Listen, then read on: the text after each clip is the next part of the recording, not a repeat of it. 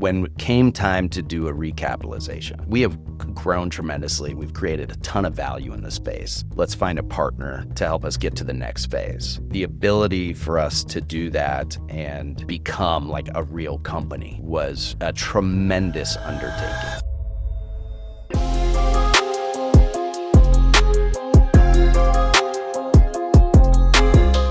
John, welcome to the podcast. Thanks. Glad to be here. Good to see you. Super excited to have you here. Okay, so you founded many companies, you've had 3 successful exits, and you've pretty much killed it. Now you have a new startup in the healthcare space. Very impressive, but as a trained pharmacist, you went straight into being a CEO. What does it take to be a good CEO? Yeah, so I definitely didn't go straight into being a CEO. Like, I graduated from college with a pharmaceutical degree. I worked behind the counter at a Rite Aid, like I was just a regular pharmacist, which was miserable. But I've always been an entrepreneur at heart. So eventually I got the opportunity to start my own company through, the grace of others in the industry that trusted me. And I think it was eye-opening. It was kind of like learning on the fly to start. But like as far as the CEO piece goes, I think management of people has never been like a super strong suit of mine, but I learned how to do it. I think what makes, I was trained in science, and none of that is managing people, none of it is business. But that was like, my passion was business. So I guess what makes a good CEO is I think letting others' voices be heard, trusting your team, being sympathetic, empathetic, allowing people to make mistakes, understanding people's strengths and weaknesses and helping lead them through that. Also practicing what you preach. So, somebody sitting behind a desk barking orders, being critical, that's never going to work. I always prided myself on our staff and team being, treating them like equals, being always open door policy. I think, a lot of people that I worked with over the years would consider me a friend first. Now, obviously, there's times that I was not a friend, but yeah, I think it's treat others as how you want to be treated, basically. So the golden rule, just absolutely. Yeah. If there's anything you could lean on, it'd be the golden rule. I think so. Yeah. I worked for you early in my career, and you become a business partner and a friend and someone that I can take advice from. So see, it worked. It does work. But I remember those days at Encompass when you'd have your door open. Like there were very few times you'd have your door closed, and I was probably working on something that had a strict deadline. Yeah. So you have that open door policy, but I also saw you first thing in the morning. So do you think is it first in, last out? Is that just a tried and true method? For sure. Like, absolutely. Nobody should care about your business and what you're producing and who you're serving more than you, right? If there's somebody that's committing more hours than you, if there's somebody that cares more than you, if there's somebody that's more consumed by the business than you, there's a problem, right? Yeah. So you should absolutely, first one in, last one out, you should be thinking about it on the weekends, at nights. Obviously that can be unhealthy to a degree, but certainly nobody should be caring about this business more than you. Yeah. They always say if you're not working, your competitor is, and they'll beat you. Yeah. So, I mean, you're a family man. You have a handful of kids. Yep. You have 3 or 4? 3 kids. Yeah. 3 kids. Thank God, not 4. Yeah. Yeah. I stopped at 3 as well. Yeah. That's a good choice. So how do you balance that to say, hey, you know what? I could be working 80 hours and I don't see my family. For those out there that, I have a 2, 4, and a 6-year-old, and I think that's one of those roadblocks where it's like, I could be here in the office, or I could be spending time with my kids. Of course, there's a balance between them, but what's your What was your method early in the early days? Yeah. So it definitely, a balance there. And luckily I have an incredible wife that understands, our priorities and what I was trying to accomplish. And, our companies would not have been what they were without, a partner like that. So, not unfortunately, but I don't know how to put this, but so like I had just started this company, Encompass, right, in 2012. I was the only employee, right? Didn't have anybody else to support me. And like 2 weeks in, my wife comes in to our little, 900 square foot pharmacy and tells me she's pregnant. And First one, with our third. third. So we had already had two. I had quit my well-paying job. She had a good job in the finance industry with benefits, but now I'm making like no money. I'm going to be working incredibly long hours. And I just took on a massive amount of risk by starting this venture, and she's pregnant. It was not a pleasant conversation. It wasn't expected. It was a blessing, obviously, looking back, but that immediately from the get-go, I was like, holy shit, what are we going to do? But so to balance, I like to consider myself a good father. I coached all my son's baseball teams, even through, entrepreneurial endeavors and startups. I've always been there because it's what I've always wanted to do. And it's what my father did. So I worked 7 days a week. I would get up, help with breakfast, help see the kids off to school or, daycare, whatever it was, go to work. And actually the first space we had was just by design, a quarter mile from my house so I could walk and go back and forth, So I'd come home for dinner every night with the family, bedtime sometimes, and then I'd go back to the office. So you have to balance it. You have to be there for your kids, and you also, have to be there for your other baby, which is the company. And I failed certainly many times at that, but I think overall I succeeded. We talked about over communication as being a really important aspect. So do you think that also, applies to this as well with your wife to say, hey, you know what? I'll be home for dinner, or if something pops up, hey, an emergency just happened. Yeah. I feel like that in my life where, and I have a 6 p.m. hard stop every night. I stop at 6 p.m. I pick back up at 8 if I need to. 6 to 8 is family time. Yeah. So you had that family time. I did. And then if you needed to work through it, you would just communicate. For sure. Yeah. Communication is so important. Obviously we would do events, dinners with clients, things like that, where I wouldn't be able to be home. We would travel to conferences, stuff like that. But, so I couldn't always be there, obviously, but, luckily my wife was tremendously understanding. She had a father in the golf industry, and he was required to be on site at the club 7 days a week. Mm-hmm. So she just kind of like, this is what a father and a husband should be doing. So I was lucky in that regard. She didn't expect me to be home a lot, but yeah, communication's key, especially, in a marriage, but obviously also in business. Going back to being a good CEO, was there any translation between being a good pharmacist and a good CEO that you could apply? Good question. I've never thought about that before, actually, but, pharmacists are one of the most trusted professions in America. Them and nurses are typically, 1 and 2. So I think just being a good pharmacist, you need to be sympathetic. You need to understand people's problems. You need to want to help people, first and foremost, which I did, and that's kind of why I became a pharmacist. So I think just the nature of being in a profession where you're trying to help people, for sure. Yeah, I think that applies and probably carries over into a CEO role. Yeah.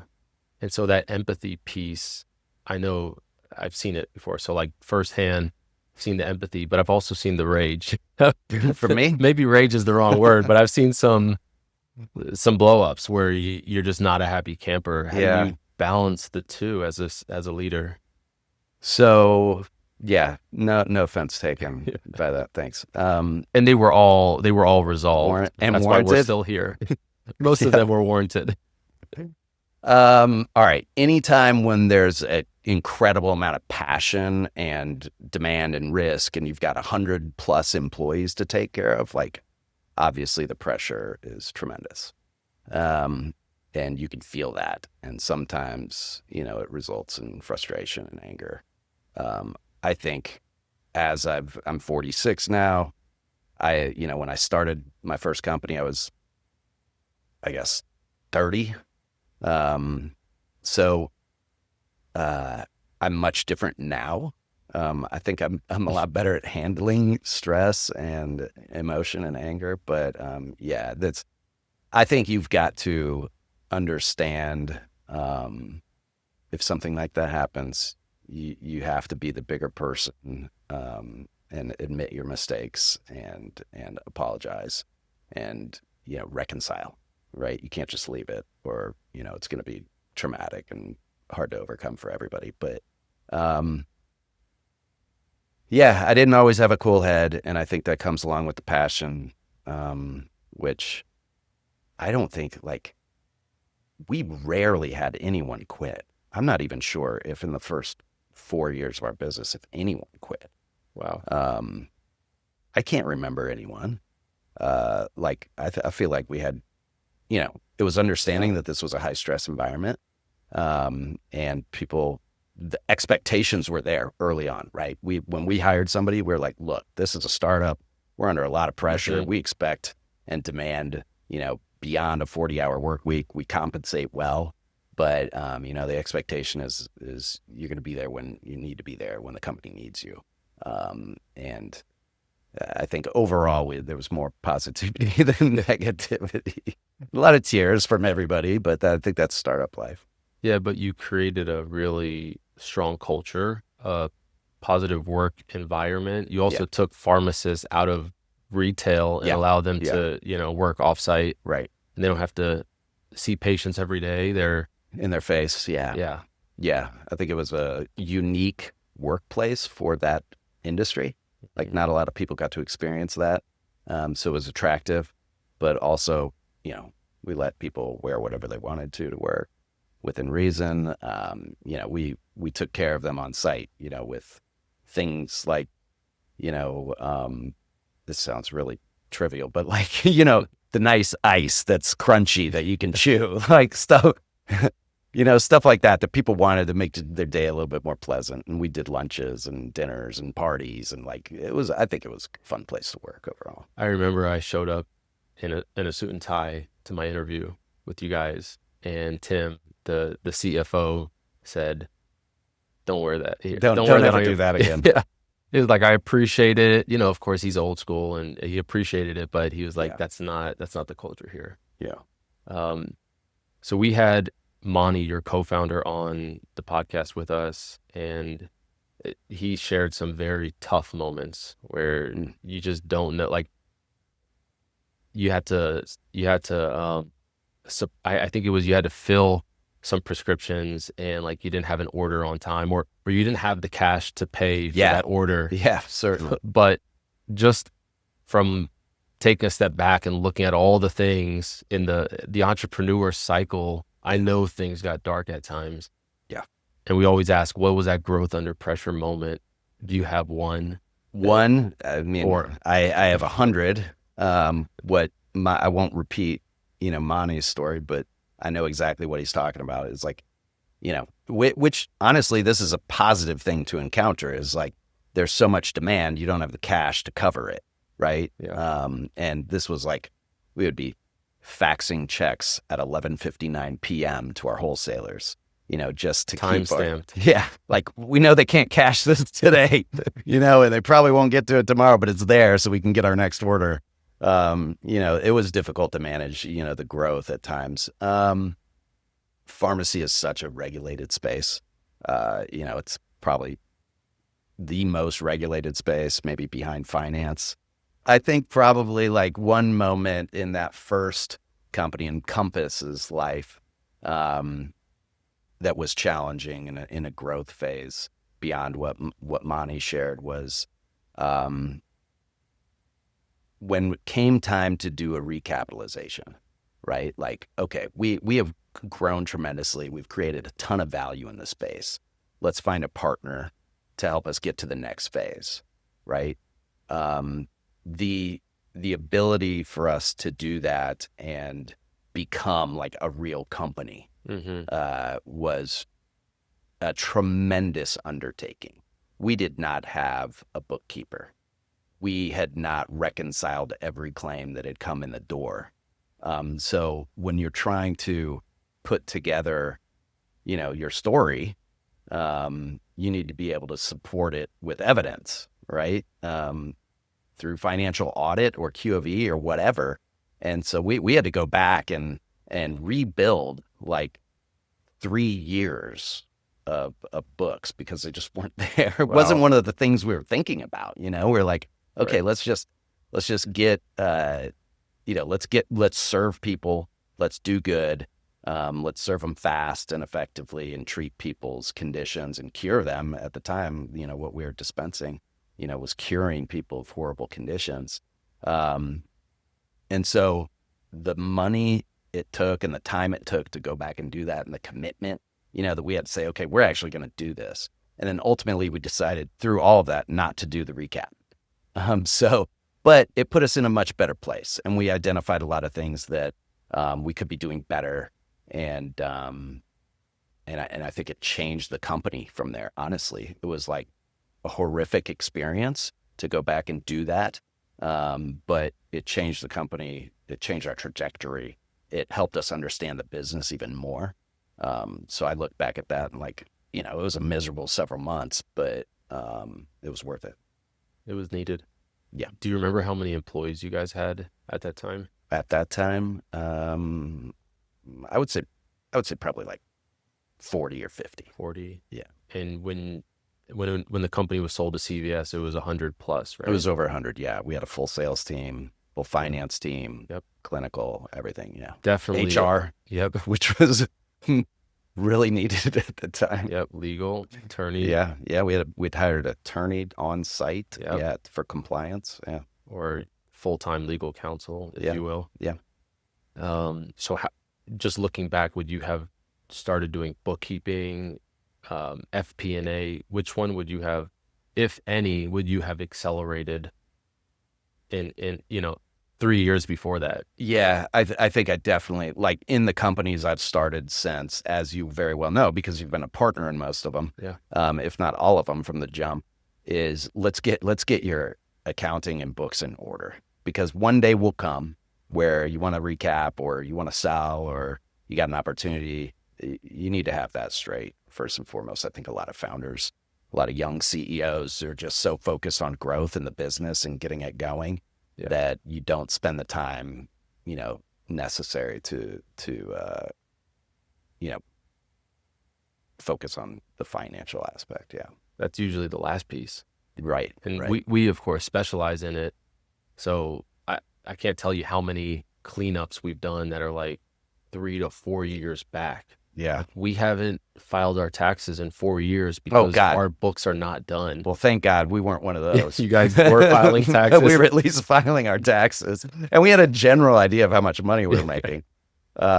Yeah, but it was just when you're hundreds of claims a day, and it has to be each claim has to be reconciled against the drug you purchased, and there's rebates associated, and you've got to, I learned a lot about GAAP and things like that. I was like, what's that?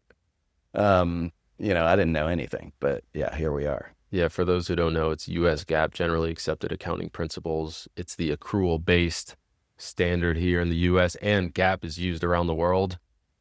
And it's cash versus accrual is pretty much saying, hey, cash in versus cash out, or hey, when was it serviced? When did you have someone, when did you have a vendor perform a service or provide a product versus paying, the money up front? It's all about timing with accrual, and accrual really is a tried and true. And that's what we do from the jump, because that's what gives you the real business insights. Yeah. Totally necessary. So then you were able to adjust margins. I mean, we've talked about this many times, but a lot of what I was doing is identifying where we can improve on our margins. And so, I agree with you. That should be done early on. So, Little nod to your company here. yeah, just to my own horn. It's needed. So, okay, quick pivot to your childhood, because I think what's important is always to hear, how does a successful entrepreneur go from being a kid from Kansas? Kansas, born and raised. Kid from Kansas that ends up being a pharmacist and a CEO and a successful entrepreneur. Was there something about your childhood that's maybe different? I can't say there was something about my childhood. You had a small little side. You were selling candy on the corner or something. I mean, from a young age, I was really I was hustling. Maybe not in Kansas, right on the field, but next to the wheat field. I remember growing up and bagging candy, selling at school, mixtapes. I had one of those cassette decks at home where you could put one. You could buy a tape. I don't know if your audience knows what that is. No. Like a cassette tape. This is before CDs, which maybe they don't even know what that is. But you could put one in on one side and then a blank one on the other and dub it. You just copy everything over, and then I would sell those at school. So I'd get the latest Belle Biv DeVoe's tape and then, go sell a copy of it at school. So I was doing that, mixtapes, and baseball cards. I actually remember I started with baseball card shows in my basement, advertise in the newspaper, buy a bunch of wax boxes, sell cards, sell my own cards, have people come to my basement. And then I graduated from that to real card shows. So I would buy cards and then go sell them with a bunch of adults at the local hotel, Howard Johnson. I'm 12 years old with a bunch of 45-year-old, 50-year-old men selling baseball cards. So I've always been this way, which is very different than my parents. My dad was an air traffic controller, got laid off during the Reagan administration, moved us to Saudi Arabia, when I was really young. So it was the only place he could get a job. So we lived over there for a few years, came back, worked for the USDA, government guy. My mom worked in a lab testing blood. So they weren't entrepreneurs. In fact, when I told my dad that I was starting my own company, I was quitting my job, starting my own company, he was disgusted. He's like, you have a good job. Why can't you just accept your salary and move on? So I don't know. It was just something about me. Always wanted to do it. I always had that passion. That hunger. Yeah, my mom wrote me a letter when I started Adapt CFO. She was like, I don't think this is the right time. Your wife is pregnant. Yeah. You shouldn't leave your job. And she talked me out of leaving the job before I came to Encompass, because she was like, you had a great job. And before that, she also thought I should stay at the other job. So yeah, I think there's a story like this about the guys that founded Uber. Yeah, I believe it. There's always someone telling you, or one of the first employees, talked him out of it, and it was just a huge miss. Oh yeah. Yeah. I mean, there's balance to it, right? But there's reward and risk, right? So yeah, I think that's important. And so we want to get our kids overseas at some point to see what else is out there in the world. Mm-hmm. Living in Saudi Arabia, does that have any impact on your timeline? Well, so I was super young, right? 4 years old. So there's a lot I don't remember, but we lived in a compound, double wide trailers full of international people. Mm. I know it was not a pleasant experience for my mother. So maybe it was maybe subconsciously, my dad was a union guy, went on strike, got fired. maybe subconsciously it's like, I don't ever want to be put in that situation. I'm going to make it for myself, and nobody's going to be able to fire me, even though I've been fired plenty. This is maybe also a reason why That'll be I for the next had day. to become an entrepreneur. Nobody would keep me. So maybe in the back of my mind, like maybe that's weighs on me through childhood. I don't know. You get therapists on here. Maybe they'd have some more insight to that, but that obviously was traumatic for my mother. Moving over there was not a great place for women, especially American women.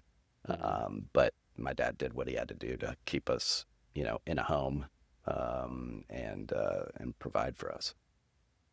Which is easier said than done. Yeah. You gotta work hard. You gotta show up. It's the same thing as as being an entrepreneur, juggling balance between family and work. Yeah.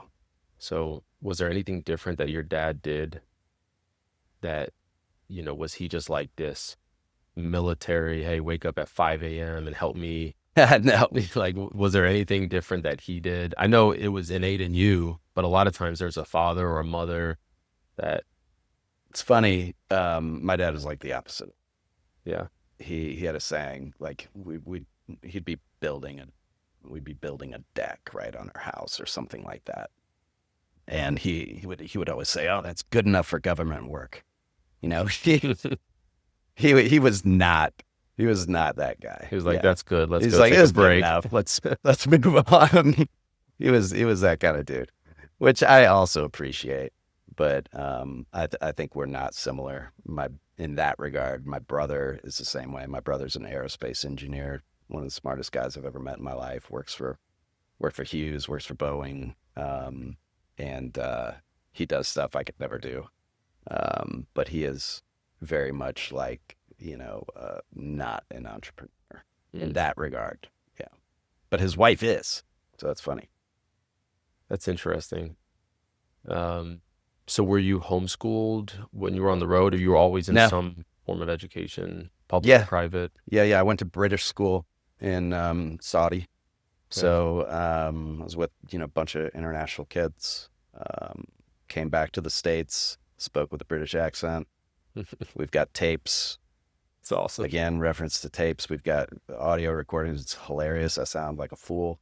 But yeah, no, always in public. Never went to private school. Always in public school. And then maybe I guess the one in Saudi would have been private, I guess. But went to public university. Went to the University of Kansas, and was just like always given. Like, grew up in Kansas, you're gonna go to Kansas. Yeah. Like my brother went there. My folks were from Iowa, so they went to school in Iowa. But yeah.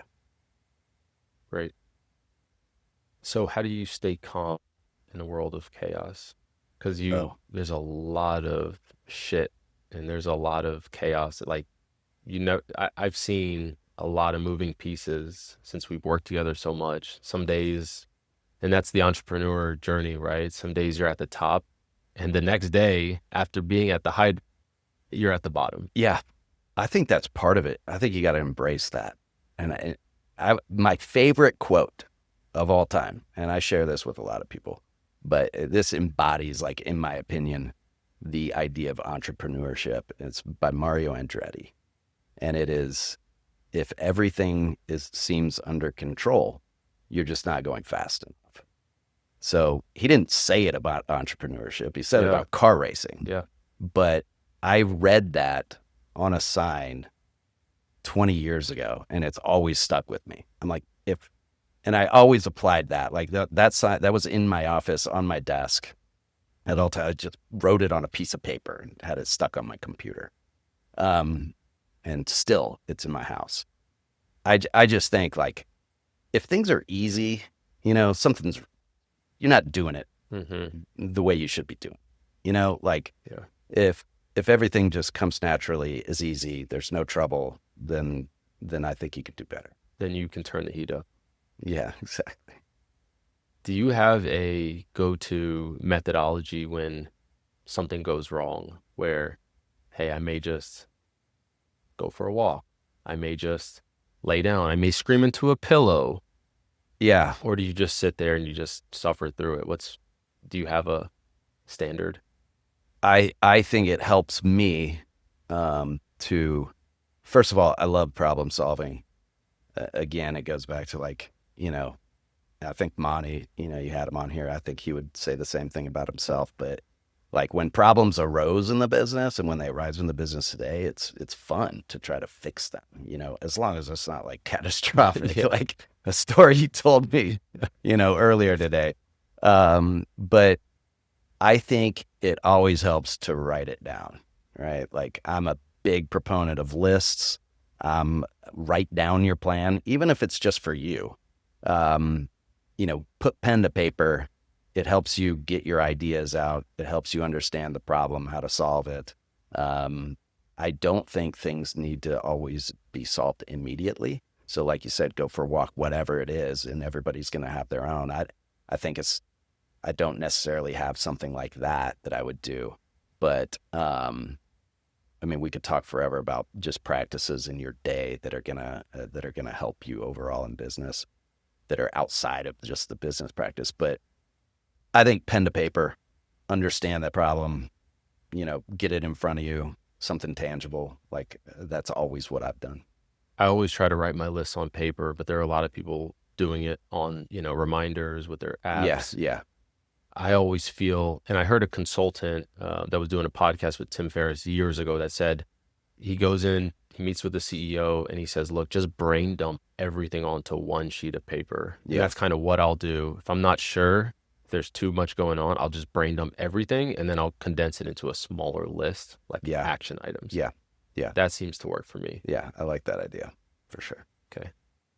I'll have to charge you a licensing fee for it. Like everything else. Yeah. Do you have a morning routine? I have tried, like who's that dude online that he was the Saratoga water guy? Oh yeah, with the ice. Yeah, with the ice.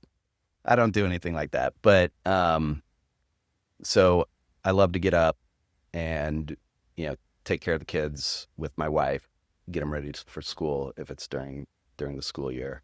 And then once that's done, I like to walk the dog. So walk the dog every morning.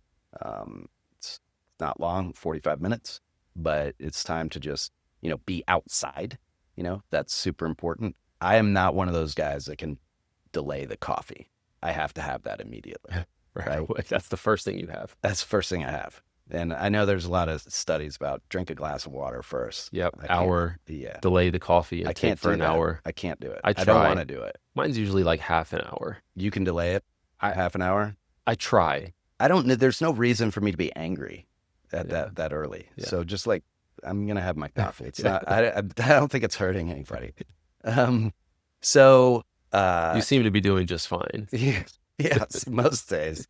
So coffee, walk the dog. You got me involved in this AG1 stuff. Yeah. So I mix that, drink that. I always try to work out before I start my day.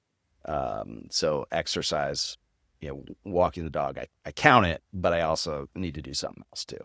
So whether that's lifting, running, just core work, whatever, do something else physical, and then start the day. Nice. Do you have headphones in while you're walking the dog and working out? Or are you listening to a podcast or a I do a lot of podcasts. Okay.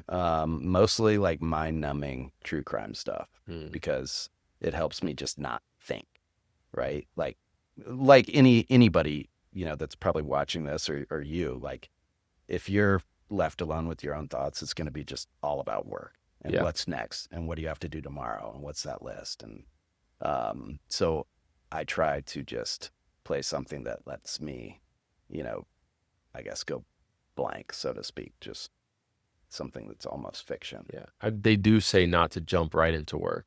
Yeah. Do you hold off on looking at emails first No. thing?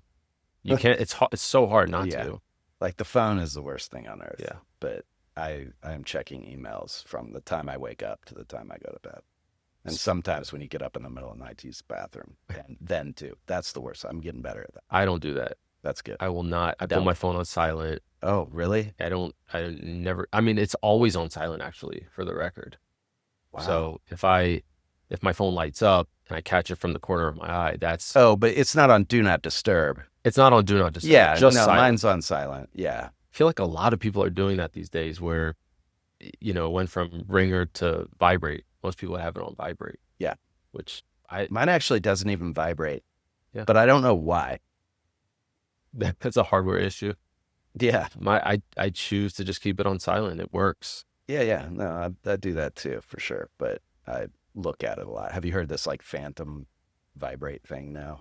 No. Like Oh, you have, yes. Yes. I do yeah, feel that. yeah, It's like haunts us. yeah. So you're like, oh, my phone just went off. Yeah, like, no, nothing. As long as it's not happening in your sleep. Yeah. No, So what podcast, you have a good one, good crime one that you've listened to recently or Uh, listening to? right now, oh, I just finished one that was about a dude that perpetrated like the largest social security fraud scheme ever in the history of the U.S. I listened to that. Wow. Um, I I think the best podcast I ever listened to was S Town. Hmm. Look it up. S-Town. We'll S have Town. to It's link good. it. Yeah, it's solid. Okay. Um, I don't know anything like Sean Kipe. He's really good. He's a Georgia guy, so all of his stories are usually take place in Georgia, and have to do with some, you know, mystery, crime, police corruption, that sort of thing. The only one I listened to was like Dr. Death. I tried to listen to that. That was We're gonna finish it. horrific. It's so it's Yeah, I horrifying. couldn't I couldn't listen to that one. I don't like stuff like that. Okay. Like I don't like it when people get hurt. Yeah, the guy's just demented, going around killing his patients. Yeah. That's one it was very interesting. I enjoyed Yeah. it, but it Yeah. was eye-opening for sure. Yeah. So since you don't drink coffee, since you don't delay your coffee, what is a KPI that you look at after your coffee in the morning every day? Like you could if you could give me one KPI, With my business or my your biz life. could be both, could be either. Man.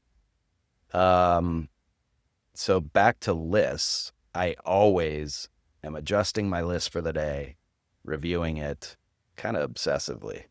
So I look at what I accomplished the day before and then look what I have to accomplish today every morning. Wow. And I think that's helpful. Um, as far as yeah, and it changes like as you go on with life, but yeah, I think it's just I like to have control of my day, so I stay very regimented. I don't schedule meetings before 10 a.m. Like I'm working before 10, but I do not want to take because I want to give myself time to catch up and organize from anything I missed or needed to do yesterday and organize Hmm. the day further. Yeah, and you are working. I've seen emails first thing in the morning, so you are working. I can confirm that. Yeah, just don't call me. Right. Most people say cash as a KPI. Are you looking at your list before you go to bed? Because a lot of people say that is the best way to sink it in Yeah. And it lessens anxiety about the next day. because you're ready. I know exactly what's laid out ahead of me. I don't get the Sunday scaries because I know, hey, this is my day. I've set it accordingly. Like it's gonna be fine. That's great. Okay, last question. That was your two of three quick fire questions, and Oh, this will wrap us up. So, a man under pressure should always fill in the blank. a man under pressure should always A man or woman. yeah. Know who they can depend on. Awesome. A man or woman under pressure should always know who they can depend on. Great. This was fun. Had a Yeah. great time. Thank you. Till next time. Yeah. Appreciate it. Let's do it. That's it for today's episode of Growth Under Pressure. I'm Eric Josovitz from Adapt CFO, and I hope these insights help you tackle your biggest scaling challenges. If you want to help other founders find the show, give us a quick follow or a share. Thanks for listening, and I hope to catch you next time.